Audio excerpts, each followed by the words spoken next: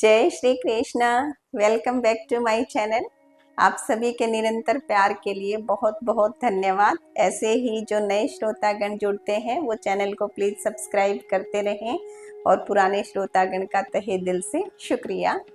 आज एक साधक ने सवाल किया है कि वो निंदा से बहुत परेशान होते हैं। जब कोई उनकी निंदा करता है तो उन्हें बेचैनी होने लग जाती है। ऐसे समय में वो खुद को कैसे संभाले? तो देखिए, निंदा करने वाले जो भी लोग आपके आसपास हैं वो निंदा करते रहेंगे तो आपके पाप कर्म उन्हीं के हिस्से चले जाएंगे। अगर भूले बिसरे जो हमसे गलतियां हो भी जाती हैं तो जो कोई भी जन किसी की निंदा करता है वही उसकी बुराइयों का हरण करने वाला होता है। जब तक आसपास निंदा करने वाले लोग हैं उस समय घबराएं नहीं। वो आपके अंदर कुशलता का संचार कर रहे हैं, क्योंकि आपकी कमियों को जो बता रहा है उससे आपको ये देखना है कि मुझे सीखना क्या है। विचलित नहीं होना, ये देखना है कि हमें यहाँ पर किस सुधार की आवश्यकता है और फिर वो भक्ति भाव से हमें अपने अंदर सुधार करना है। क्योंकि निंदक नियरे राखिए, ये तो हमारे शास्त्रों में भी कहा गया है। महात्मा बुद्ध जैसे, भगवान कृष्ण और राम जैसे लोगों को जिन्होंने नहीं छोड़ा, निंदा तो उन महान पुरुषों की भी हुई है, तो उनसे वो विचलित नहीं हुए। हमेशा उन्होंने अपने कर्म पथ पर आगे बढ़ना, धर्म को साथ रखना ही सीखा है। हमें भी यही करना है कि बिना विचलित हुए अपने धर्म के अनुसार अपने कर्म को एक शास्त्र सम्मत विधि से करना है। निंदकों से घबराना नहीं है। ये देखना है कि यदि जो निंदा की गई है वो हम उसमें कुछ सुधार कर सकते हैं या फिर वो आपसे परे की बात है, आपको सिर्फ ध्यान भटकाने के लिए या परेशान करने के लिए निंदा की गई है, तो ऐसे निंदकों को तो इग्नोर कर दीजिए। और जहाँ पर आपकी कोई आलोचना आपके सुधार के लिए ज़रूरी है तो उसको स्वीकार करते हुए सुधार कीजिए। क्योंकि कहा गया है कि जग की सेवा खोज अपनी और प्रीत हरि से कीजिए। जग की सेवा खोज अपनी और प्रीत हरि से कीजिए।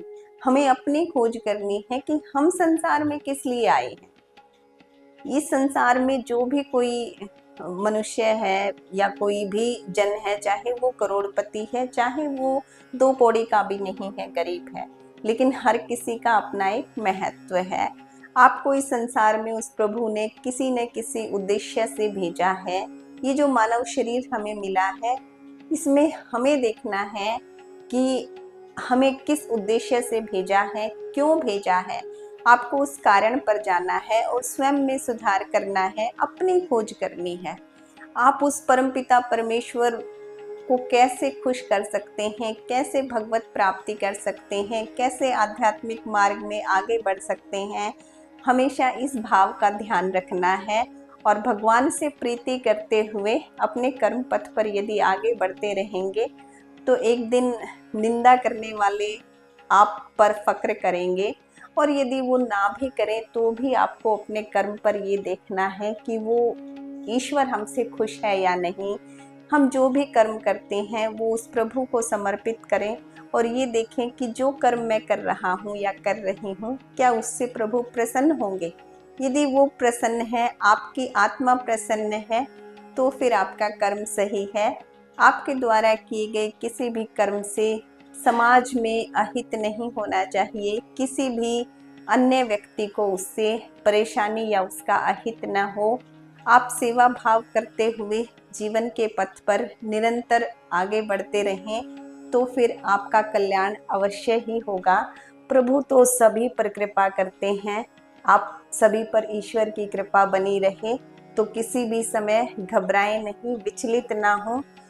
परिस्थिति अनुकूल हो या प्रतिकूल, दोनों ही सिचुएशन में आपको प्रसन्न रहना है।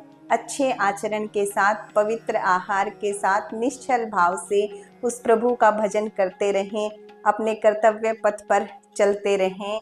प्रभु आपकी हमेशा मदद करेंगे। हम सब पर और आप सभी श्रोतागण पर भी प्रभु की कृपा बनी रहे। प्रभु सबका कल्याण करें। जय श्री कृष्ण।